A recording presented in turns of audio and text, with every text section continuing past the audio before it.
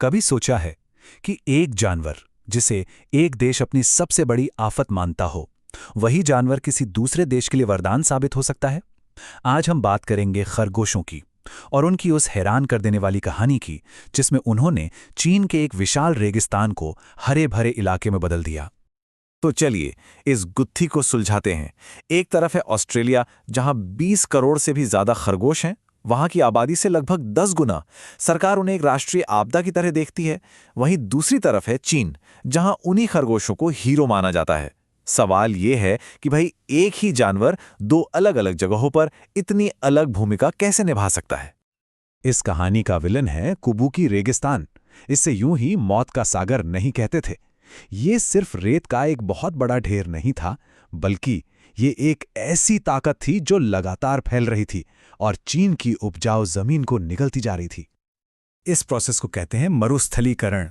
मतलब जब हरी भरी अच्छी भली जमीन धीरे धीरे रेगिस्तान में बदलने लगती है। और चीन का कुबुकी रेगिस्तान इसका एक जीता जागता और सच कहूं तो एक डरावना उदाहरण था, जो रुकने का नाम ही नहीं ले रहा था।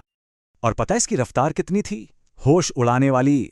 किसी भी तरह की रोकथाम से पहले ये रेगिस्तान हर साल 5 लाख एकड़ उपजाऊ जमीन को बंजर बना रहा था। ये एक धीमी सुनामी की तरह था जो सब कुछ बर्बाद करता जा रहा था। ऐसा नहीं है कि चीन ने कोशिश नहीं की।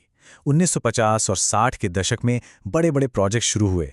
सैंड कंट्रोल स्टेशन बनाए गए, पेड़ लगाने की मुहिम चली, लेकिन अफसोस कुछ भी काम नहीं आया। रेत का वो समंदर बढ़ता ही जा रहा था और ऐसा लग रहा था कि इस जंग में रेगिस्तान की ही जीत होगी। और फिर कहानी में एंट्री होती है एक लोकल बिजनेसमैन वांग वेनबियाओ की। उन्होंने एक ऐसा कदम उठाया जिसे उस वक्त ज्यादातर लोगों ने पागलपनी ही समझा। उन्होंने ठान लिया कि वो रेगिस्तान से लड़ेंगे, पर अपने तरीके से। अब वांग का प्लान था तो सिंपल पर एकदम क्रांतिकारी। उन्होंने सूखी झाड़ियों से चौकोर जाल सा बनाया और उसके बीच में विलो के पेड़ लगाना शुरू कर दिए। विलो एक बहुत ही खास पेड़ है जिसकी जड़ें पानी खोजने के लिए 300 फीट तक नीचे जा सकती हैं। आइडिया ये था कि ये पेड़ रेत को पकड़ कर रखेंगे। लोगों ने मजाक भी उड़ाया, पर वांग को अपने प्लान पर पूरा भरोसा था। शुरुआत में तो सब बढ़िया चला। अगले 3 साल तक पेड़ जिंदा रहे, बढ़ने लगे। लेकिन फिर सामने आई एक नई और बहुत बड़ी मुश्किल। इन पेड़ों का इस्तेमाल कागज और फर्नीचर इंडस्ट्री में होना था, जिसके लिए पेड़ों के तने का मोटा होना जरूरी था। और तने को मोटा करने के लिए जो नई नई टहनियां निकलती थीं, उन्हें लगातार काटना पड़ता था। तो सवाल ये था, और ये बहुत बड़ा सवाल था, कि रेगिस्तान के बीचों बीच इतने सारे पेड़ों की छटाई करेगा कौन? ये काम न सिर्फ बहुत मुश्किल था, बल्कि इसमें पैसा भी बहुत लगने वाला था। लगने लगा कि वांग का पूरा सपना अब इसी एक वजह से टूट जाएगा। और यहीं पर कहानी लेती है एक ऐसा मोड़ जिसके बारे में किसी ने सोचा भी नहीं था। इस नामुमकिन सी लगने वाली समस्या का हल निकला एक बहुत ही छोटे से जानवर के रूप में, खरगोश। जी हां, खरगोश। और कोई ऐसा वैसा खरगोश नहीं, बल्कि रेक्स खरगोश। ये एक स्पेशल ब्रीड है जिसकी खाल ऊदबिलाव की तरह एकदम मुलायम और कीमती होती है। लेकिन कुबुकी रेगिस्तान के लिए उनकी कीमत उनकी खाल से कहीं ज्यादा थी। वो थी उनकी एक छोटी सी आदत। अब देखिए, ये पूरा सिस्टम कितना जबरदस्त था। रेक्स खरगोशों को विलो के पेड़ की नए मुलायम टहनियां खाना बहुत पसंद है। तो हुआ ये कि खरगोशों ने मुफ्त में ही पेड़ों की छटाई का सारा काम कर दिया। इससे पेड़ों के तने मोटे होने लगे, जो इंडस्ट्री के लिए परफेक्ट थे। पर कहानी यहीं खत्म नहीं हुई। खरगोशों का वेस्ट, मतलब उनकी पॉटी, रेत के लिए एक जबरदस्त खाद का काम करने लगी। और सबसे कमाल की बात, खरगोश घास के बीज नहीं पचा पाते थे, तो उनके वेस्ट के साथ वो बीज भी बाहर आते और रेगिस्तान में घास उगने लगती।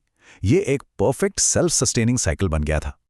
तो अब ये बात साफ हो जाती है कि ऑस्ट्रेलिया और चीन की कहानी में फर्क क्या था। फर्क था कंट्रोल का। ऑस्ट्रेलिया में खरगोशों को खुले में छोड़ दिया गया, जहां उनकी आबादी बेकाबू हो गई, जबकि चीन में उन्हें कंट्रोल्ड माहौल में रखा गया, जहां वो एक बड़े सोचे समझे प्लान का हिस्सा थे। तो चलिए अब बात करते हैं नतीजों की।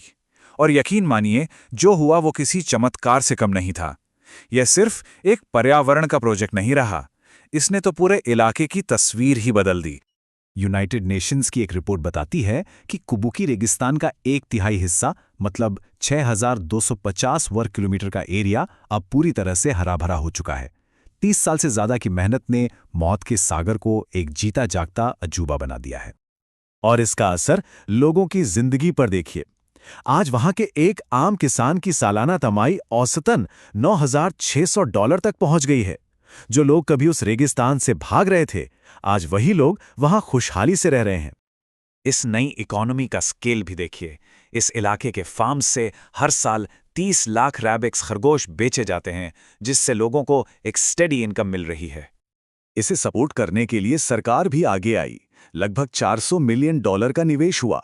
2000 से ज्यादा नए फार्म बने, काम करने वालों के लिए नए गांव बसाए गए और एक अंदाजे के मुताबिक करीब 1 लाख लोगों की जिंदगी पूरी तरह से बदल गई। ये एक पूरी सामाजिक और आर्थिक क्रांति थी। लेकिन रुकिए, कोबुकी की कहानी यहीं खत्म नहीं होती है। असल में ये तो बस एक नई शुरुआत थी। ये मॉडल अब और भी बड़ा हो गया है और शायद पूरी दुनिया के लिए एक मिसाल बन सकता है। और ये शुरुआत हुई दुनिया के सबसे बड़े सोलर पावर प्लांट से। यहीं पर बना है जुमना सोलर पावर प्लांट। इसमें लगभग 50 लाख सोलर पैनल हैं, जो आसमान से देखने पर एक दौड़ते हुए घोड़े जैसे दिखते हैं।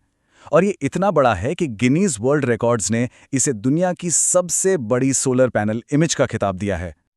और कमाल की बात यह है कि ये प्लांट सिर्फ बिजली नहीं बनाता, ये तो एक साथ कई काम करता है। पैनलों की छांव में जमीन से पानी का इवेपोरेशन कम होता है, जिससे नीचे घास उगती है। ये पैनल हवा की रफ्तार को भी 50% तक कम कर देते हैं, जिससे रेत उड़ती नहीं। और उस घास को कौन मैनेज करता है? अरे वही हमारे रेक्स खरगोश। अब जरा बड़े पैमाने पर सोचिए। ये कहानी सिर्फ चीन की नहीं है।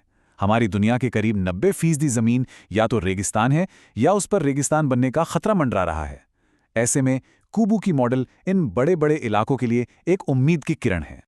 और इसीलिए आज दुनिया भर के एक्सपर्ट्स कोबुकी मॉडल को एक इको आर्थिक क्रांति का नाम दे रहे हैं।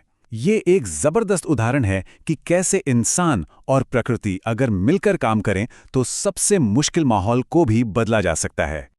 तो आखिर में सवाल यही बचता है, क्या एक मामूली सा दिखने वाला खरगोश अगर सही तरीके से सही माहौल में इस्तेमाल किया जाए तो हमारे इस ग्रह की कुछ सबसे बड़ी मुश्किलों को हल करने की चाबी साबित हो सकता है?